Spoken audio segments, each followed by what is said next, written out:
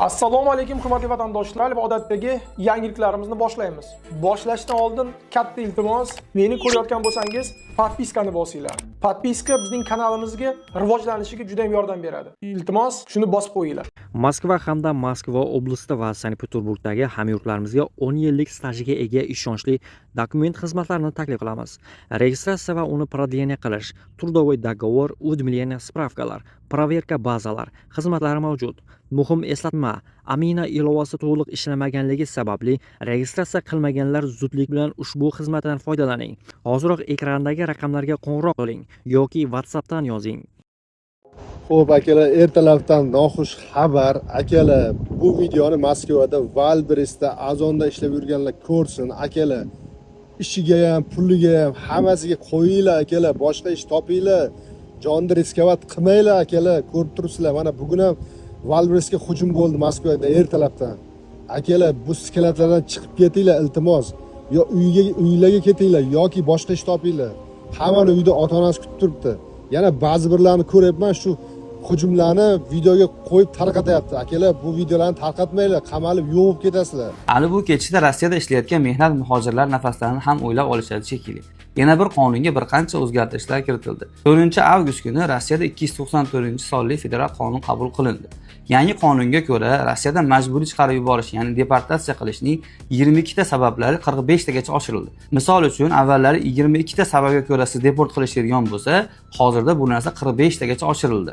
Masalan, politsiya yoki boshqa huquqni muhofaza qiluvchi organlarning qonuniy talablariga bo'ysunmaslik, mayda bezorilik, ayrim miting qoidalarini buzish va boshqa huquqbuzarliklar uchun ham chiqarib yuborish qo'llanishi mumkin. Shuningdek, migratsiya qoidalarini buzish va noqonuniy mehnat uchun ayrim jarimalar ham oshirilishi mumkin. Ushbu qoida 2026-yil 3-noyabrdan kuchga kiradi. Ushbu yangi qoida bo'yicha Telegram kanalimizda to'liq post joylaganman. Telegram kanalimizga o'tib, ushbu yangi qoida bo'yicha bemalol tanishib olishlaringiz mumkin bo'ladi. Reyddan qochib suvga sakragan migrantlar reyd paytida o'rmonga qochgan, devordan oshgan, butalar orasiga yashiringan muhojirlar haqida xabarlar berilgan edi. Bu safar ular tekshiruvlardan qochib to'lib toshgan, oqayotgan daryoga sakragan. Rossiyaning Blagoveshchensk shahri politsiyasi 3 nafar muhojirlarni Zeya daryosidan chiqarib olib, ularni migratsiya qonunchiligini buzganlikda ayblamoqda. Erkaklar hibsga olinib, politsiya bo'limiga olib ketildi. Muhojirlar Zeya daryosi bo'yidagi kafeda ishlagan. Reyddan qochib suvga sakrab, qochib ketishga uringan.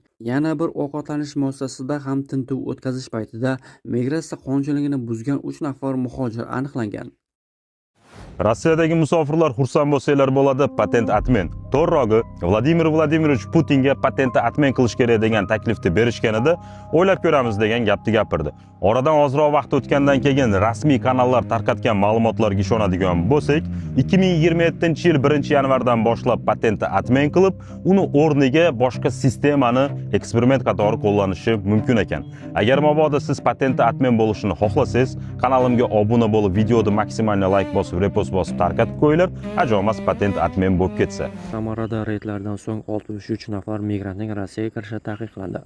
Omon va migratsiya xizmati xodimlari Samaradagi qurilish maydonchalarida reydlar o'tkazdi.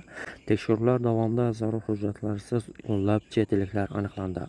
4 nafar migrant noqonuniy ishlayotgani, yana 4 nafar rasmiy ro'yxatdan o'tmagani aniqlandi. Sud 1 nafar chet ellikni Rossiyadan deportatsiya qilishni buyurdi. Reydlardan so'ng 63 nafar chet ellikning Rossiyaga kirishi taqiqlandi. Yana 16 kishi vaqtinchalik saqlash hibsxonasidan deportatsiya qilindi. Noqonuniy mehnatdan foydalangan ish beruvchilar 8000 rublgacha jarimaga tortiladi va yoki 90 kungacha korxona faoliyati to'xtatib qo'yiladi. Videoni oxirigacha tomosha qiling va gap nima haqida ketayotganligini bilib olishingiz mumkin. O'zbek va tojik migrantlarga ushbu videoni ulashishni unutmang. Это патентная система для мигрантов. Надо подумать. Они мечтают превратить мигрантов в рабов вот таким образом. С 1 января 2027 года в России планируется масштабный эксперимент. Его будет проводить Министерство внутренних дел. Сейчас в России действует несколько параллельных механизмов привлечения иностранных работников. Наибольшей критике подвергается патентная система. Она якобы не позволяет государству должным образом контролировать приезжающих в Россию мигрантов.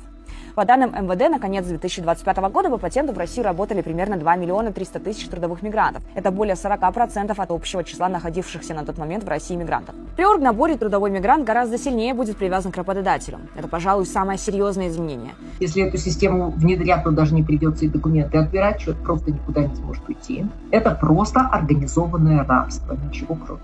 Система эта работать не будет, она провалится, потому что люди будут из рабства бежать, как они всегда. Bu videoni barcha Moskvada ishlaydiganlar ko'rsin. Men restoranga tushganman. Sababini bilgan Saxarvoga keldim. Mana ko'rishlaringiz mumkin, Saxarvodaman. Xo'p.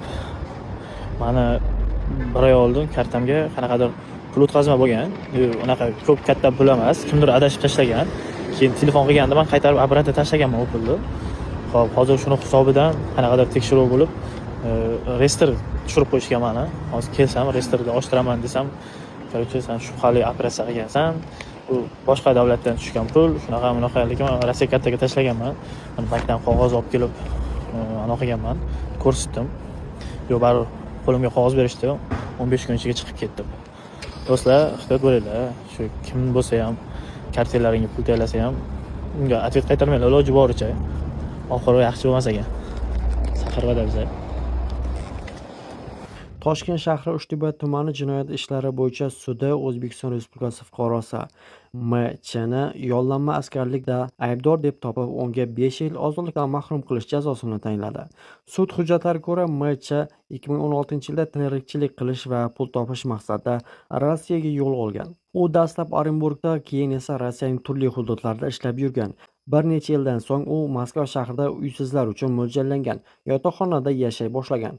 Hukmda qayd etilishicha, aynan shu yerda unga Rossiya Mudofaa vazirligi bilan harbiy xizmat shartnomasi tuzish va Ukrainadagi jangovar harakatlarda qatnashish taklif qilingan. Buning evaziga 2,1 million rubl bir martalik to'lov va'da qilingan. Tergov va sud materiallariga ko'ra, M.Ch. taklifga rozi bo'lib, Rossiya Mudofaa vazirligi bilan ixtiyoriy ravishda shartnoma imzolagan. U maxsus harbiy tayyorgarlikdan o'tgach, o'qchi lavozimida Rossiya armiyasi tarkibida Ukraina hududiga yuborilgan. Jangovar harakatlar vaqtida dron hujumi oqibatida boshi va yelka qismiga askolkali jarohat olgan. Sog'aygach esa gospitaldan qochib ketgan va Moskvaga qaytib turli ishlar bilan shug'ullanib yurgan. 2025-yil noyabr oyida u Rossiyada ro'yxatdan o'tmasdan yashaganligi uchun politsiya tomonidan ushlanib O'zbekistonga deportatsiya qilingan. 2026-yil yanvar oyida Toshkentga qaytgach, huquqni muhofaza qiluvchi organlar uning avval Rossiya qurolli kuchlari safida xizmat qilib maxsus harbiy operatsiyada ishtirok etganini aniqlagan. M.Ch.ga nisbatan sud guvohlari ko'rsatmalari, ekspertlar xulosalari, fotosuratlar va boshqa dalillarni har tomonlama baholab, ayblanuvchining Ukrainadagi qurolli mojaroda moddiy manfaat evaziga ishtirok etgani isbotlangan degan xulosaga keldi. Shu asosda uning harakatlari O'zbekiston Respublikasi Jinoyat kodeksining 154-moddasi 1-qismi yollanma askarlik deb kvalifikatsiya qilindi. Sud hukmiga ko'ra M.Ch.ga nisbatan 5 yil muddatga ozodlikdan mahrum qilinib, jazoni umumiy tartibdagi koloniyada o'tash belgilandi.